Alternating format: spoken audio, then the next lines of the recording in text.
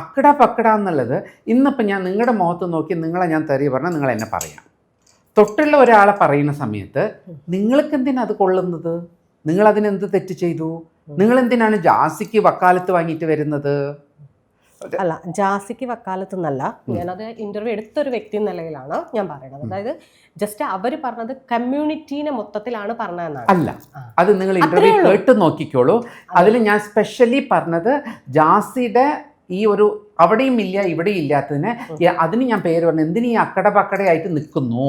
Okay, നമ്മൾക്ക് ഞാൻ പറഞ്ഞത് ഇതേ ഉള്ളൂ, ക്ലാരിറ്റി. പക്ഷേ ഇത് ഞാനും പറയാമല്ലോ, കമ്മ്യൂണിറ്റിൻ്റെ ഉള്ളിൽ ഉണ്ടാവുന്ന ഈ പറഞ്ഞ ഓപ്പറേഷൻ ചെയ്യാത്ത ഒരു കാറ്റഗറി ആയിട്ടുള്ള ആൾക്കാർ അതിനെ സ്പെസിഫിക് ആയിട്ട് കുത്തിത്തിരിപ്പിച്ച് അത് ആരൊക്കെയാണെന്ന് എനിക്ക് പേരും അറിയും, ഇതിൻ്റെ സ്റ്റാർട്ടിങ് ആരാണെന്നൊക്കെ എനിക്ക് അറിയും. പക്ഷെ അവർ ഫ്രണ്ട് ഫുട്ടിൽ വന്ന് സംസാരിക്കുന്നില്ല.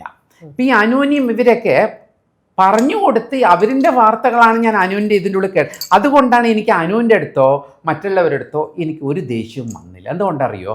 ഇത് പ്രോത്സാഹിപ്പിച്ചതും ഇതിനെ പിന്നാലെ തൂണ്ടിവിട്ട ആൾ ആരാണെന്ന് എനിക്കറിയും.